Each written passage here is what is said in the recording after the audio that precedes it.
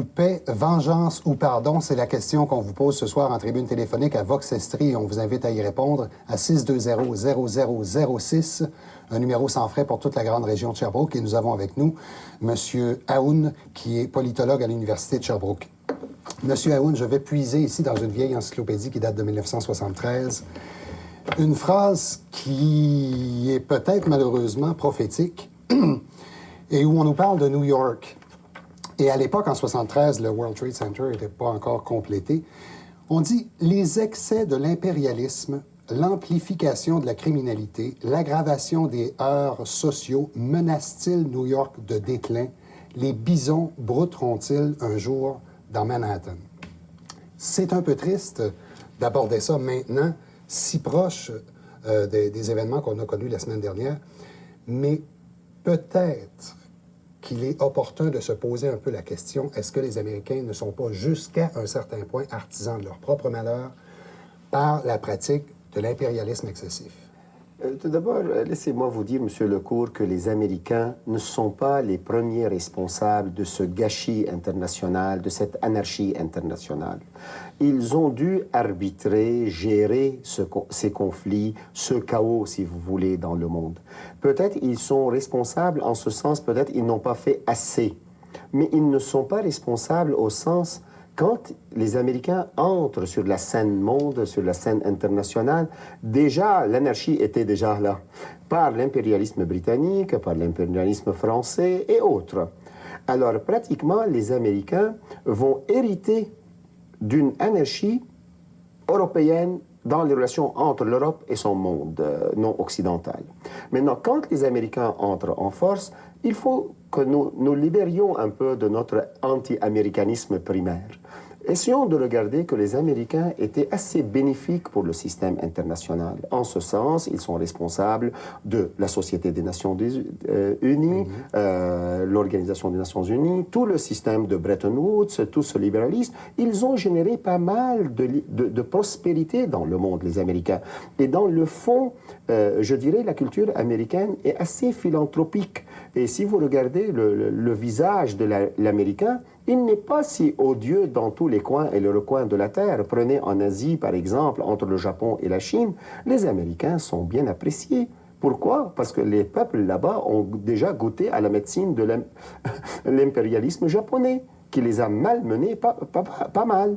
C'est d'un côté. De l'autre côté, la société américaine, elle est assez certainement inégale dans la répartition de richesses. Je comprends, ce système américain souffre de beaucoup des inégalités. Par exemple, quand on voit qu'il y a 33 millions d'Américains qui vivent sous le seuil de la pauvreté, à peu près 11%, quand on voit le problème de la communauté noire qui souffre aussi beaucoup d'injustices, quand on voit certainement les maladies de la société américaine, ça nous interpelle. Mais aussi, il faut comprendre que les Américains sont responsables de beaucoup d'innovations technologiques, ils sont responsables de la médecine et ses innovations, ils sont responsables de beaucoup de prospérité qui va chez eux et chez les autres.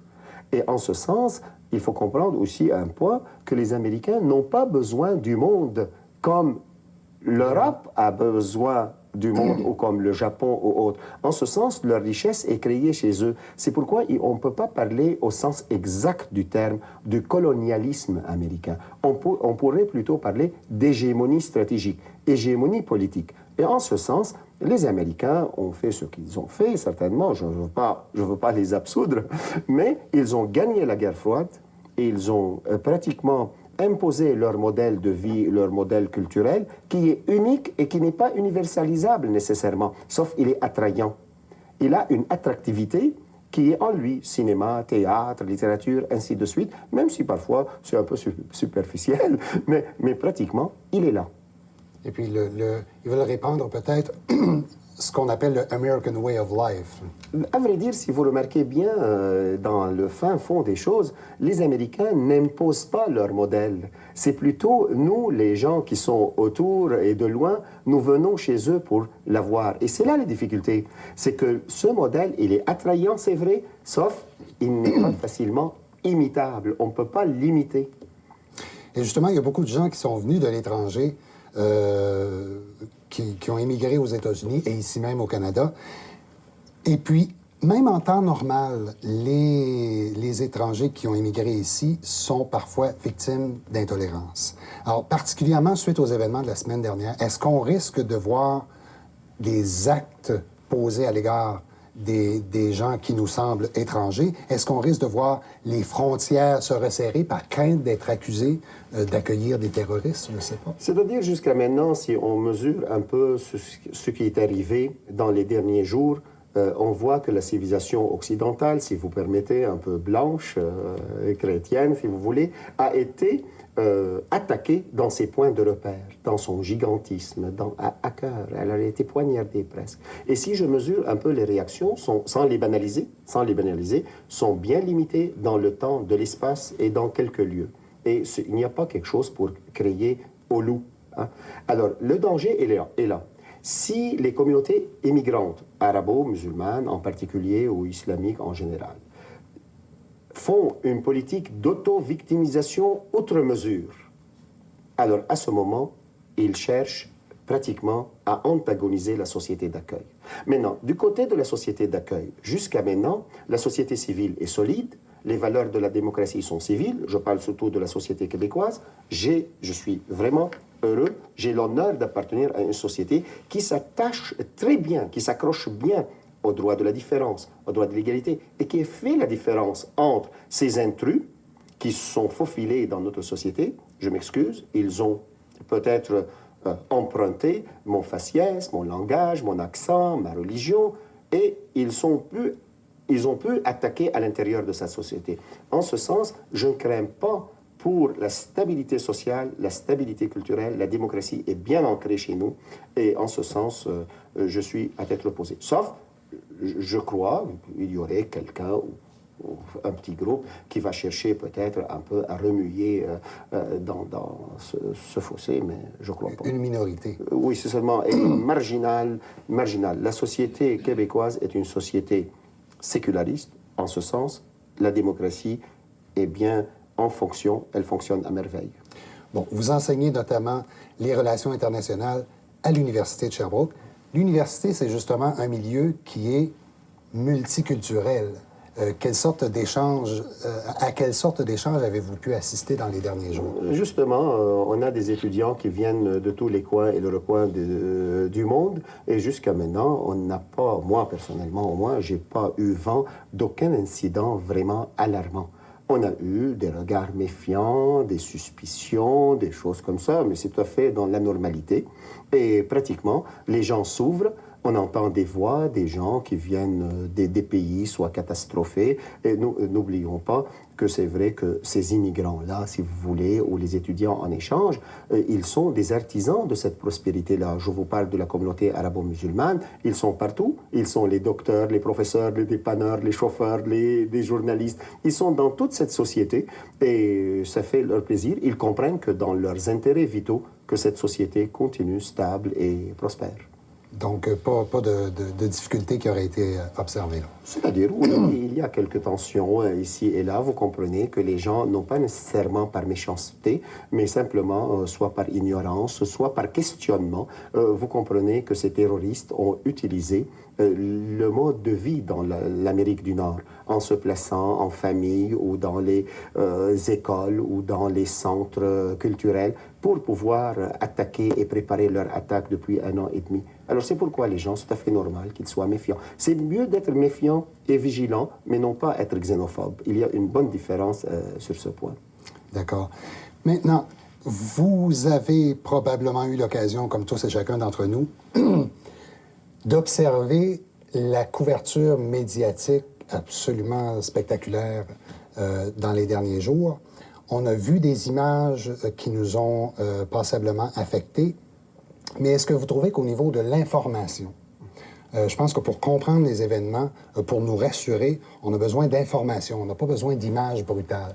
Est-ce que vous trouvez qu'au niveau de l'information, les médias ont fait leur devoir? Oui, je crois, en gros, oui. Tout d'abord, ils ont profité de la leçon d'Oklahoma City quand ils ont pointé du doigt vite des terroristes musulmans ou islamistes ainsi. Ils n'ont pas, au moins, à mon sens, d'après ma connaissance, répété cette erreur grave. Et ils ont attendu jusqu'il y a des preuves concluantes, et elles sont concluantes à mon sens, et pour commencer à penser sur la question de l'Afghanistan, Osama Bin Laden, ainsi de suite. Si vous remarquez les manchettes, peut-être il y a là ce qui est dans la mouvance des médias occidentaux en général, on cherche le spectaculaire, on cherche le scandale.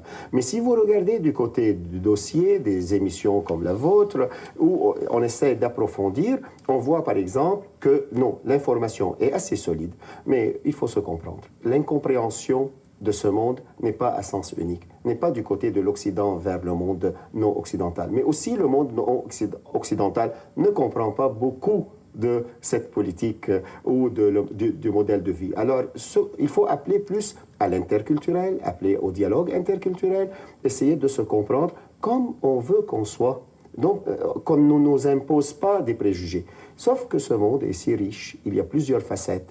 On ne peut pas l'encapsuler dans un jugement ou un autre, pas plus. Bon, M. Aoun, c'est un peu tout le temps qu'on avait. Puis de toute façon, je sais que vous êtes un personnage très occupé, vous avez déjà d'autres engagements. Je vais vous poser en terminant une question à laquelle vous avez peut-être déjà donné la réponse d'ailleurs. Mais vous, de toute évidence, vous êtes bien informé au niveau historique, au niveau politique, au niveau géographique. Le fait d'avoir cette culture et cette information-là, est-ce qu'elle vous rassure ou est-ce qu'elle vous inquiète davantage? Sachant ce que vous savez maintenant des interconnexions qu'il y a entre les pays qui sont impliqués. Je crois certainement, peut-être, il y a un passage obligé. C'est la guerre, la confrontation. Elle serait virtuelle d'un côté, elle serait vraiment réelle et désastreuse d'un autre côté. Mais ce seront les êtres les plus malheureux. Peut-être notre génération sera la plus malheureuse si on s'arrête simplement sur les frappes et sur la force brutale, la violence aveuglante et aveugle.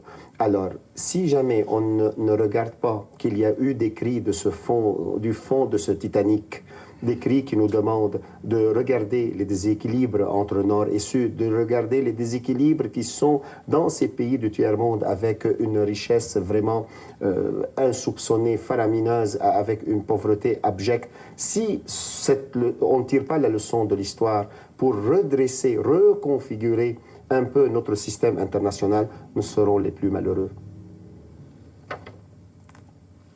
Je vous laisse tirer vos propres conclusions.